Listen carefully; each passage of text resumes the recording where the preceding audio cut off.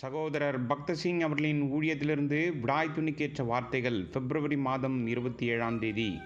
அன்றியும் புருஷர்கள் கோபமும் தர்க்கமும் இல்லாமல் பரிசுத்தமான கைகளை உயர்த்தி எல்லா இடங்களிலேயும் ஜெபம் பண்ண வேண்டும் என்று விரும்புகிறேன். 1 தீமோத்தேயுவின் புஸ்தகம் 2வது அதிகாரம் 8வது வசனம்.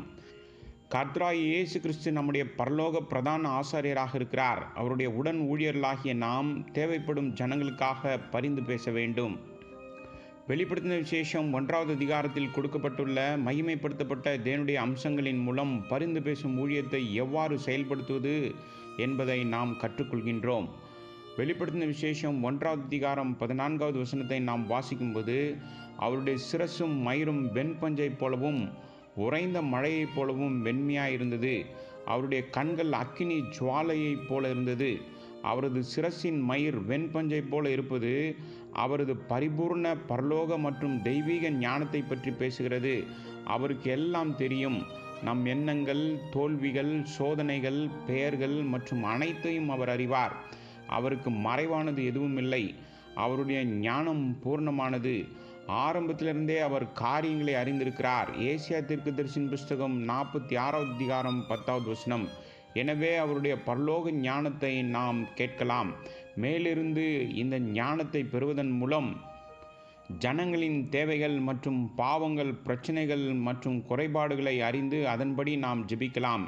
விசுவாசத்தினால் நாம் சொல்ல வேண்டும், கர்த்தாவே, நீரே என் பரலோக ஞானம்.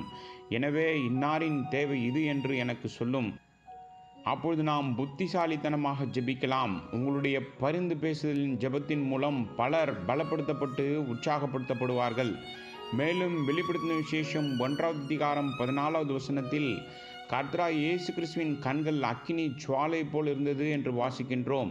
2 நாளாகமத்தின் புஸ்தகம் 16வது அதிகாரம் 9வது வசனத்தை நாம் வாசிக்கும்போது, தம்மை பற்றி உத்தம இருதயத்தோடு இருக்கிறவர்களுக்கு தம்முடைய வல்லமையை விளங்க பண்ணும்படி கர்த்தருடைய கண்கள் பூமியெங்கும் உலாவிக் கொண்டிருக்கிறது. தேவனால் நம் ஒவ்வொருவரையும் பார்க்க முடியும்.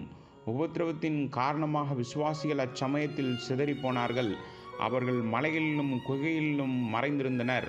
அவர்களின் தேவை அறிந்து தேவன் அவர்கள் சார்பாக கிரியை செய்தார். நாம் தனிமையான இடத்திற்கு மாற்றப்பட்டாலும் அவருடைய கண்கள் நம்மை பார்க்கின்றது. நம்முடைய நிலைமையையும் தேவையையும் சோதனைகளையும் தோல்விகளையும் அவர் பார்க்கிறார்.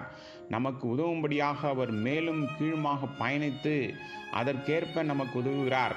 நாம் பதட்டப்பட வேண்டிய அவசியமில்லை. அவருடைய கண்கள் அக்கினி ஜுவாலை போன்றது, மிகவும் பிரகாசம் நிறைந்தது.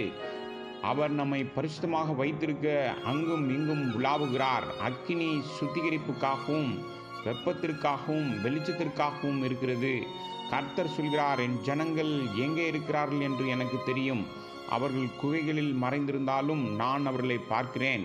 அவர்களுக்கு உதவி செய்ய நான் அங்கும் இங்குமாக உலாவுகிறேன். அவர் தாவீது மற்றும் அவனது 400 ஆட்கள் சார்பாக நகர்ந்து அவர்களின் தேவையை பூர்த்தி செய்திருக்கிறார். அதே போல சூறை செடியின் அடியில் இருந்த எலியாவுக்கு உதவி செய்தார். நாம் தேவனை முழுமையாக விசுவாசிக்கும்போது அவர் நம் தேவைகள் அனைத்தையும் பூர்த்தி செய்வார். ஏனென்றால் அவருடைய கண்கள் நம் பொருட்டு அங்கும் இங்கும் உலாவுகிறது. 3வதாக அவருடைய பாதங்கள் உலகளத்தில் காய்ந்த பிரகாசமான வெண்கலம் போல் இருந்தது. வெளிப்படுத்தின விசேஷம் 1வது அதிகாரம் 15வது வசனம்.